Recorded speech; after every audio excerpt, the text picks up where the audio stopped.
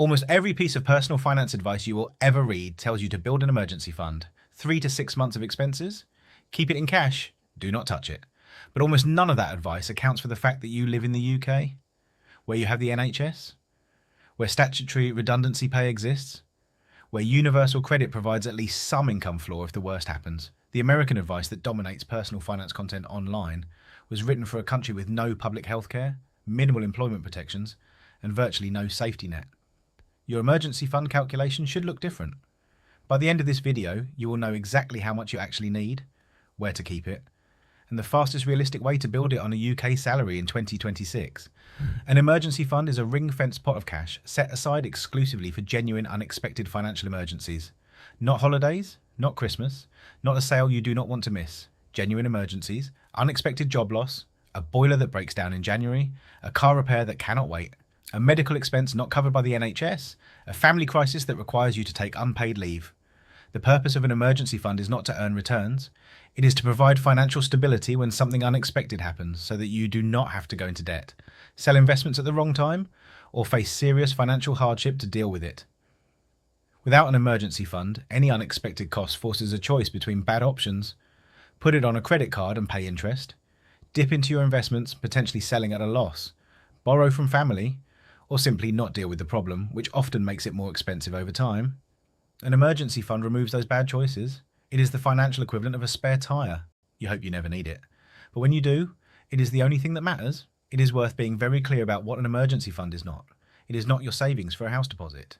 It is not your investment portfolio. It is not money you are planning to spend on something specific. It is a completely separate pot, kept in a completely separate account, that you treat as untouchable except for genuine emergencies. The standard advice of 3 to 6 months of expenses comes from American personal finance culture, and it is broadly sensible. But the UK context changes the calculation in important ways. First, the NHS. In the United States, a single medical emergency can cost tens of thousands of dollars out of pocket. That risk alone justifies a larger emergency fund. In the UK, the NHS covers the vast majority of medical costs. Your emergency fund does not need to account for catastrophic healthcare bills in the way an American emergency fund does. Second, statutory redundancy pay. If you are made redundant in the UK after 2 or more years of continuous employment, you are entitled to statutory redundancy pay. The amount depends on your age, weekly pay, and years of service, but it provides a financial buffer that does not exist in many other countries. This does not eliminate the need for an emergency fund, but it reduces the urgency of a very large one for employees who have been in a role for several years. Third, universal credit and other benefits. If you lose your job in the UK, universal credit provides some income support while you look for new employment. The amount is not generous, and the process of claiming is not always straightforward, but it represents an income floor that reduces the amount your emergency fund needs to cover in a worst-case scenario. None of this means UK workers need less financial resilience. Unexpected costs are just as real here as anywhere, but it does mean the 3 to 6 month rule should be calibrated to your specific UK situation rather than applied mechanically. Rather than picking a number of months arbitrarily, here is how to calculate your personal emergency fund target in 3 steps. Step 1. Calculate your essential monthly expenses, not your total spending. Your bare minimum monthly outgoings if you had to cut everything non-essential. Rent or mortgage, council tax, energy bills, food, transport to work, minimum debt repayments, phone. That is it. In most cases, this comes to significantly less than your total monthly spending.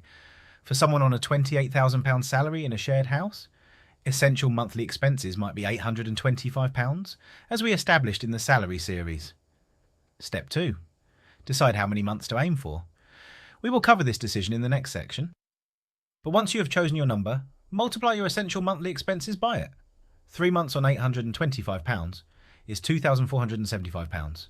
6 months is £4,950. Step 3. Adjust for your personal risk factors. If you are self-employed with variable income, your emergency fund should be at the higher end. If you have dependents who rely on your income, higher. If you work in a very stable sector with strong redundancy protection and have been in your role for several years, you may feel comfortable at the lower end. If you have significant existing debt, particularly high interest debt, a small emergency fund of 1 to 2 months, while aggressively paying debt, can make more sense than fully funding 6 months before addressing the debt.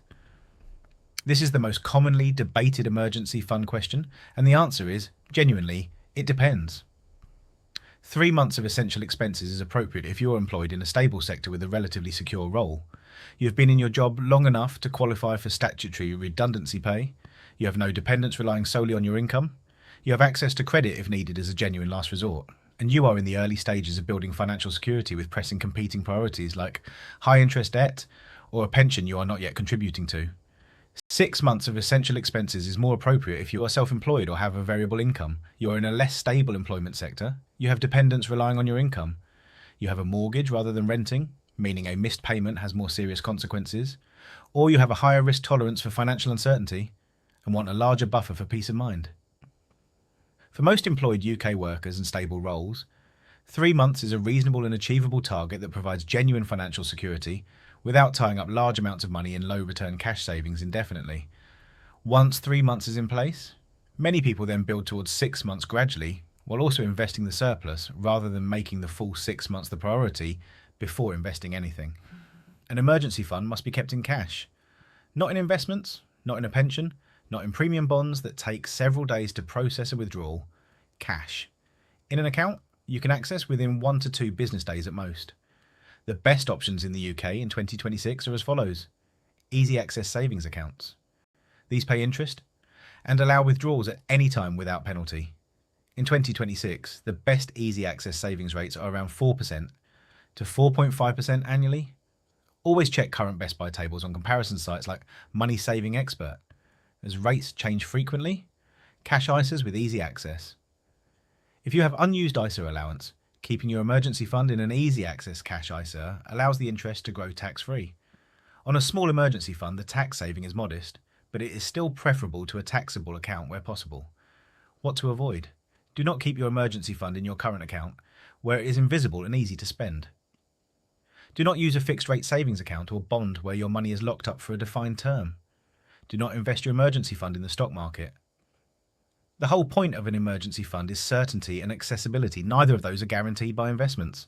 Building an emergency fund feels slow at the start, particularly on a lower salary where the monthly savings capacity is limited. Here is the most effective approach. Set a specific target first. Knowing exactly what you are working towards makes the process feel finite rather than open-ended. If your target is £2,500, every month you save £200, you can see yourself moving towards a specific finish line. Automate a fixed transfer on payday. Set up a standing order from your current account to your emergency fund savings account on the day or day after you are paid.